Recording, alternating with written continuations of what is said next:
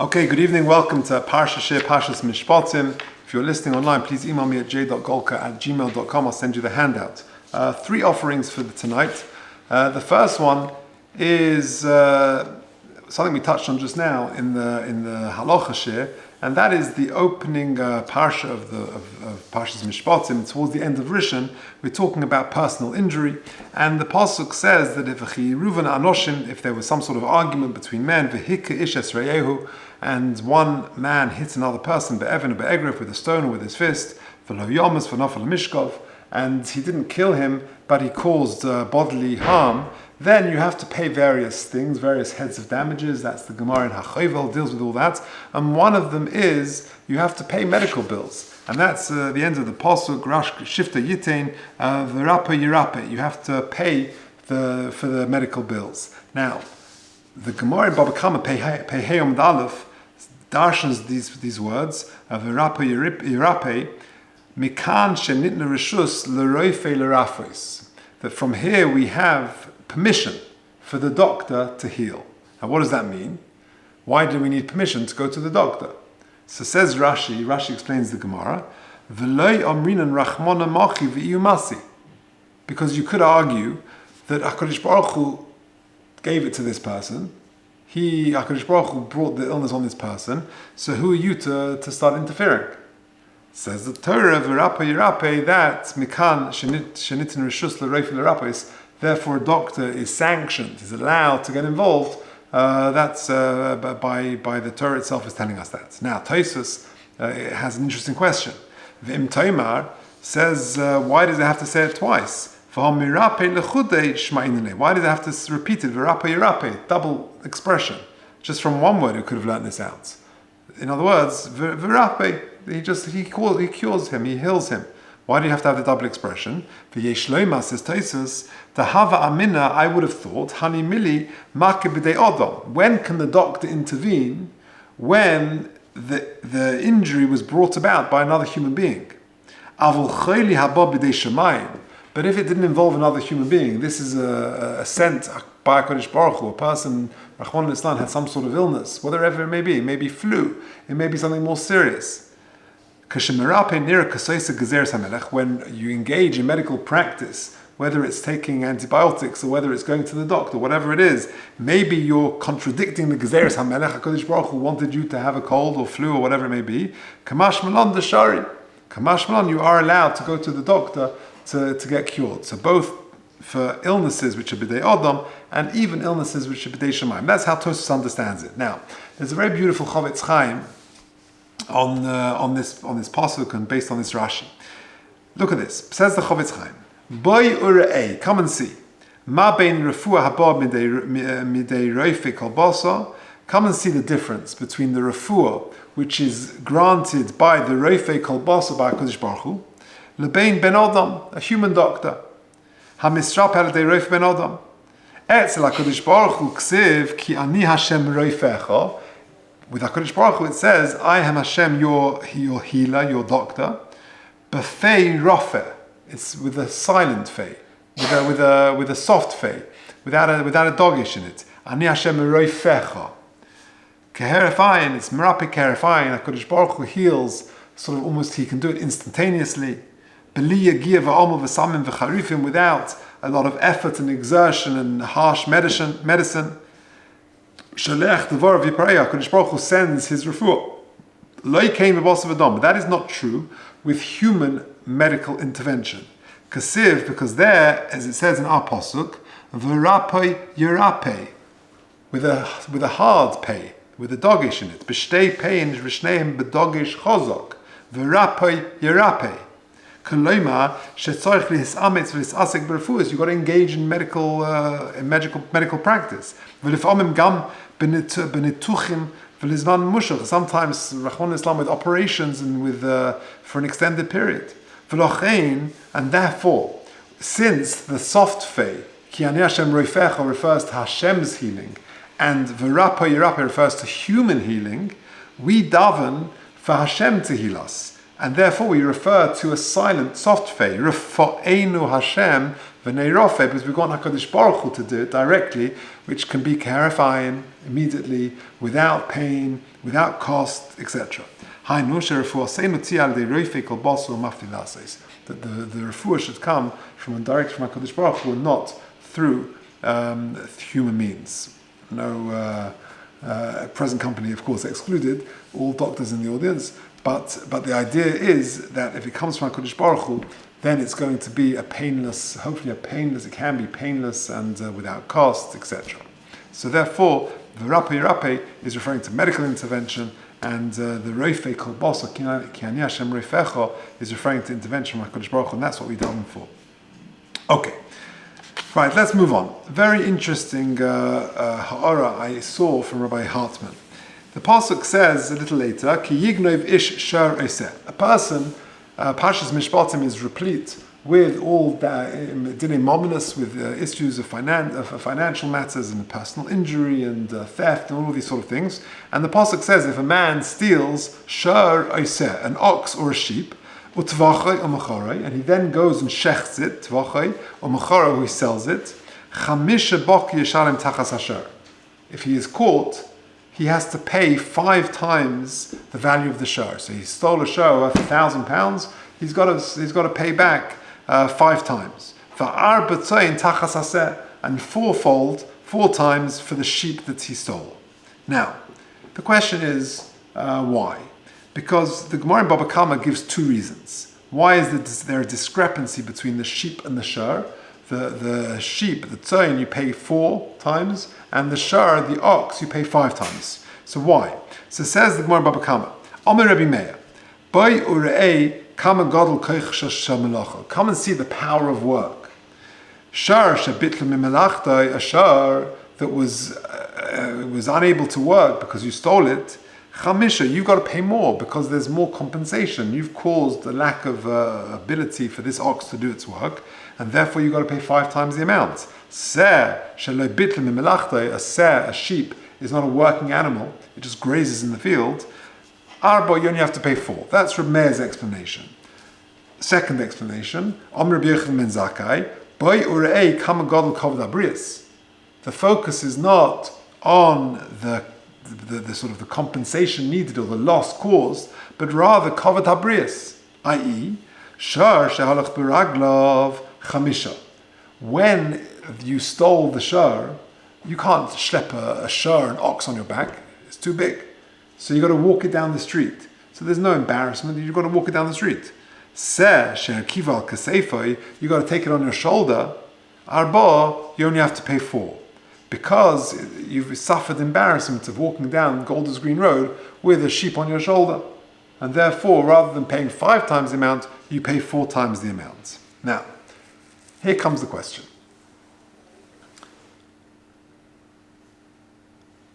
At the end of the day, you caused yourself that embarrassment. If you broke into somebody's farm and you steal a sheep and you put it on your shoulders and you walk away and you walk down the markets and through the streets and you're carrying somebody else's sheep to steal it, to take it to your farm, you caused yourself that embarrassment.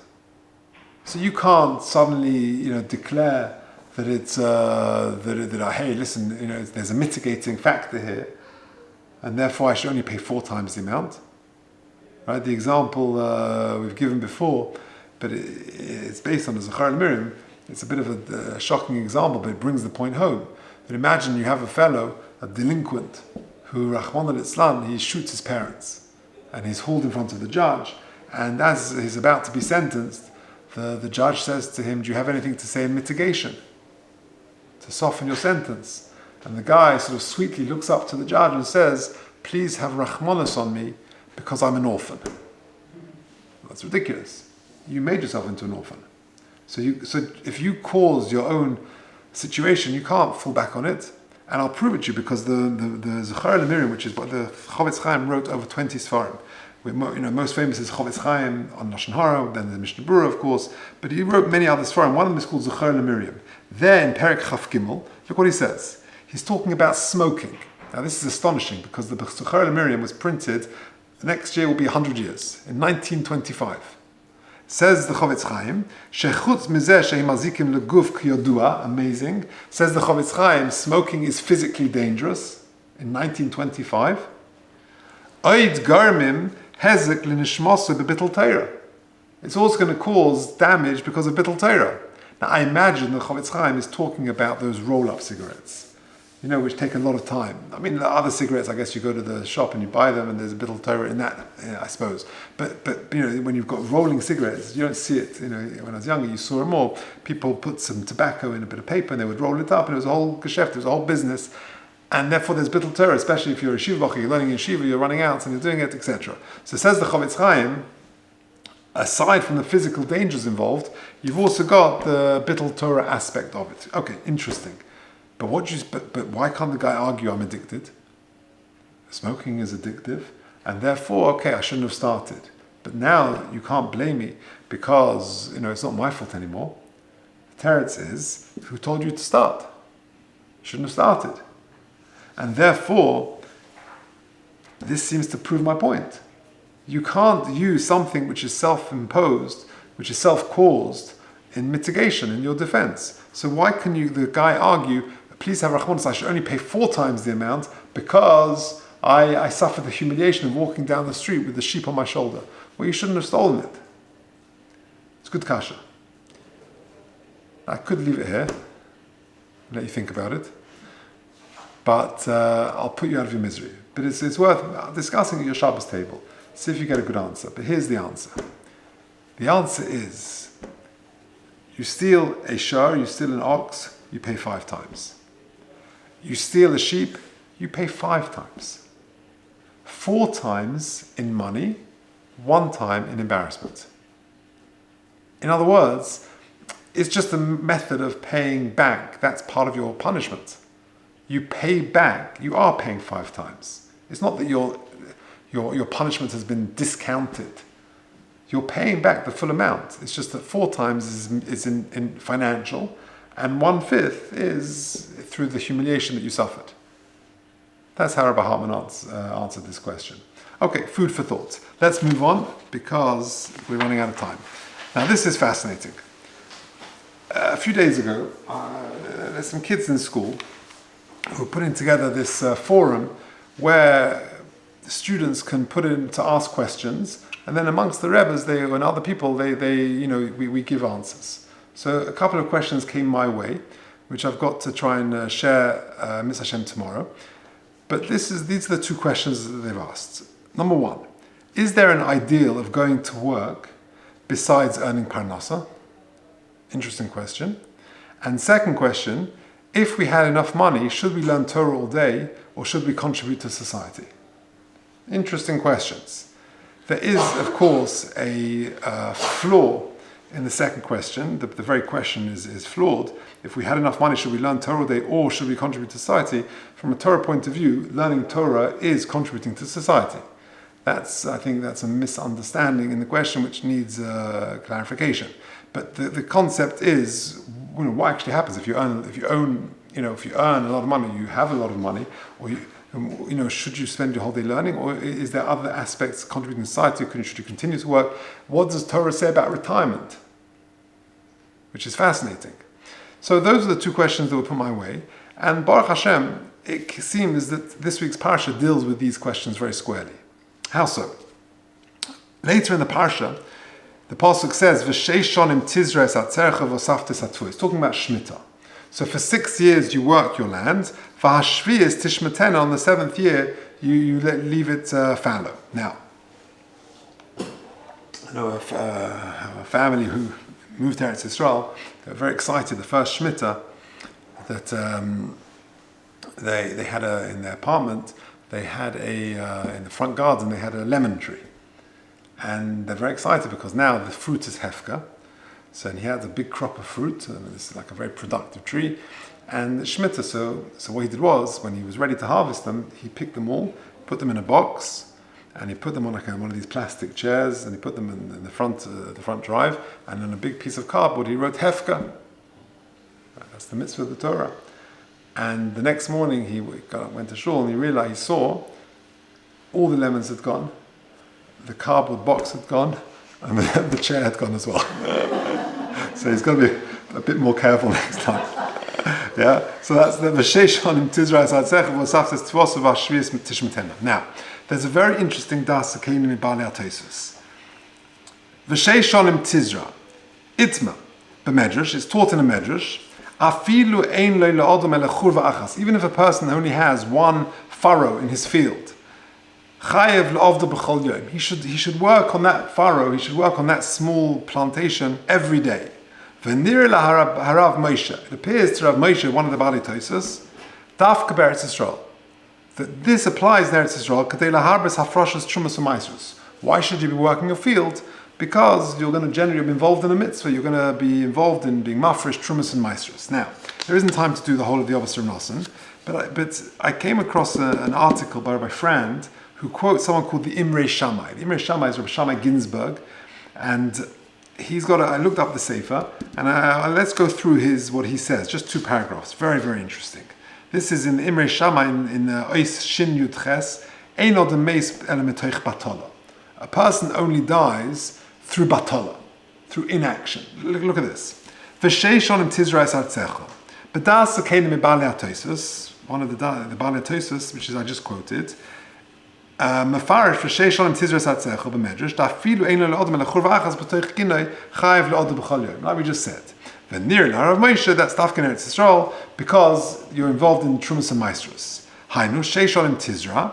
Zum mitzvah shechayv odem nizreh v'la'avoid hasodeh be'Eretz Yisrael, that for 6 years you should work the land because that's a mitzvah in Eretz Yisrael. Kadei sheyitrim trumas u'maisrus ki posuk zeh ne'emer rak on Eretz Yisrael sheyesh bo mitzvah shmita. Fine. Says the Imrei Shammai. Ulefi zeh, and therefore, according to this, hod the issa ba'Officer of Nosson, that which it says in the Officer of Nosson. Look at this. Im hoisen l'tia b'yodcha. You are in the middle, you're working in your garden, and you have a little sapling that you're about to plant.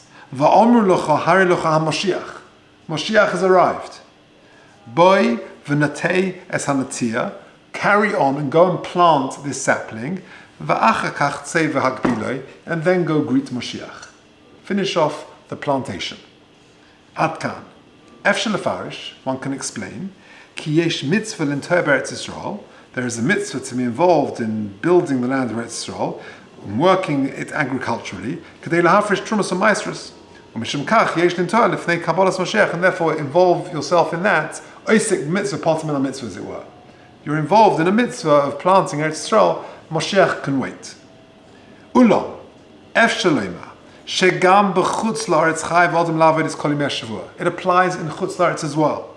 We find a statement of Rabbi Yehuda ben Beseira, someone who hasn't got work to do, how should he spend his time? If he has a derelict chotzer, a courtyard, or a field that needs work, go work on it. Because it says go work for 6 days, and the 7th day you can leave it fallow, but means go actively work for 6 days. Rabbi Tarfon quoting another Officer of Nosson, which is in the box above, that a person dies through inaction, by being bored. A person cannot be bored and just sort of do nothing. And that is true in Chutz La'aretz as well. So you see from this Imrei Shammai a fascinating concept. You know, in the Western world, there's this concept of retirement. That you work till you're 60, till you're 65, it's increasing to 67 or whatever it is now. But the dream is that you can retire as soon as possible, and then the rest of your life you can swing from the hammock and sip your pina colada and play golf or whatever it is. Now, maybe that's sort of the dream, but the reality is after a day, you drive your wife mad, she'll drive you mad. It's a disaster. There needs to be action. There needs to be an ongoing preoccupation, and in that and that's what the Imrei Shammai is saying. There is an inherent importance about being busy, about being productive. Batola is dangerous, and therefore, when it comes back to the question, is there an ideal of going to work besides earning parnasa? And if we had enough money, should we learn all day, or should we, contribute to society in some other form or shape? it really goes back to the question: what is the tachlis of life? The tachlis of life is living a life of Torah and mitzvahs. We're going through this corridor called Olam Hazeh to try and accrue as many zechuyos to earn the eternal schar in Olam Haba. Now, people have different roles in life. There are smi zachas and there is zvulun. People have different roles. For some, they have the privilege of sitting in the Beis HaMedrash and learning, or that's great. For others, they have different roles. And a person's got to be very self-aware and figure out what HaKadosh Baruch Hu wants from them, etc. And learning Torah is certainly contributing to society, etc. But work can be very noble, and it should be very noble. Aside from supporting a family, and which is an obligation in the Ksuba, and giving tzedakah and etc. Then, and similar to what the Rambam we saw in the first year, that's part of the avodas Hashem. It depends what your mindset is. Being mefarnes other people in terms of your wife or kids or whoever it may be, that's also a very noble cause. And aside from that, there's working in a wider workplace, the opportunities of Kiddush Hashem and being an Ar Lagoyim, etc., etc. But aside from all of that, the very concept of being busy and productive and batala and avoiding batala is critical. Now, it doesn't mean to say that you can't swing from a hammock from time to time and sip pina colada or go play golf or whatever it is. That also can be part of avodas Hashem, like we saw in the first year, if it's to recharge the batteries, etc. And it doesn't have to be paid work. It can be volunteering. It can be 1,000 things. But inaction, and we saw it in COVID. If a person is in a boredom and batala is dangerous, and it's really a chazal. Ein odem meis ele miteicha batala. It's deathly, astonishing. So that's a very interesting observation of the Imrei Shammai, that concept of Sheish Shonim Tizra Satzecha not only could apply in Eretz Yisrael, like the Das Hakenim Bala Tosfos says, but even possibly outside of Chutz La'aretz, outside of Eretz Yisrael, in Chutz La'aretz, because there's a general importance of being busy and productive.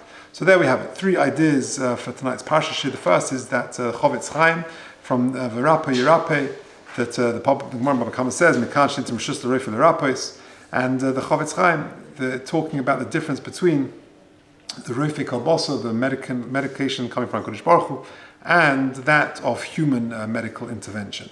And then the concept of crime doesn't pay, that how come if you steal the sheep you pay 4 and the shur you pay 5, but because it's embarrassing to schlep the sheep on your shoulders, but you brought it upon yourself.